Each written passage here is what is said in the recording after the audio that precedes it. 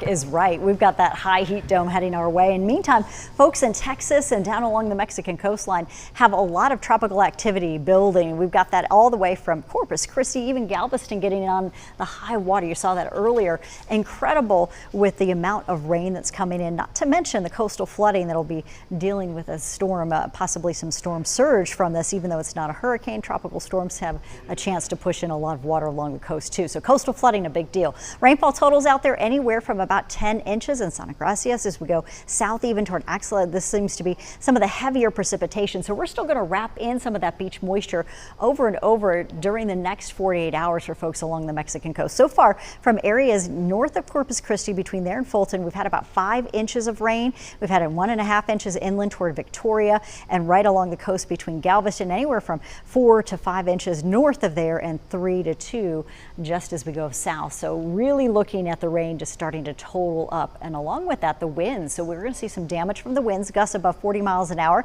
and some of those higher gusts could be up to about 50 miles an hour with any isolated severe storms too. You're looking here at the moisture or water vapor loop showing you how much moisture they've been dealing with, and a lot more to come too on the southern edge of the storm as it continues to wrap inland toward Tampico as we go into central areas of northern Mexico. It's going to be a messy going over the next couple of days for them. Meantime, we're seeing a slightly drier edge of that ridge of high pressure, and so we haven't been as bad today for feels like temps. We've made it to 87 in Winston-Salem, 86 in Burlington, and so far at least 85 degrees in Greensboro. Now, we haven't really felt too much different from those actual temperatures today because the dew points have dropped just a touch, enough where we're having a little bit of a break from that high heat and humidity that comes right back for us for the weekend.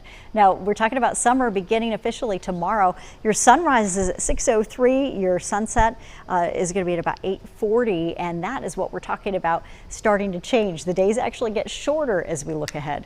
Now, we start off tomorrow morning though with a very comfortable start in the upper 60s, 86 degrees. It's a warm afternoon. Your temperatures out there are going to continue to warm up into about 85 degrees for the foothills. So really nice start, similar to today. You might feel a little bit muggy in the morning, but it shouldn't be terrible out there through the afternoon unless you don't like the heat like I do. The 70s will feel a lot better in the mountains. Yeah, winds out of the southeast at 5.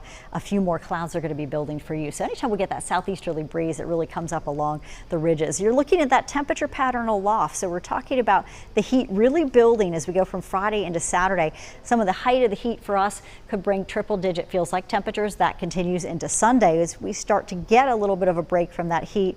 But notice we still have likely above normal temperatures thanks to the heat aloft also staying with us through much of middle of next week. Even if we get a little up and down there, it's going to be hot and steamy. And we're talking 90s. We've got the 7-day forecast stretching out with impact days Saturday and Sunday for that high heat concern, for health issues, anyone who has to work outdoors, even kids and older adults need to pay attention to that too.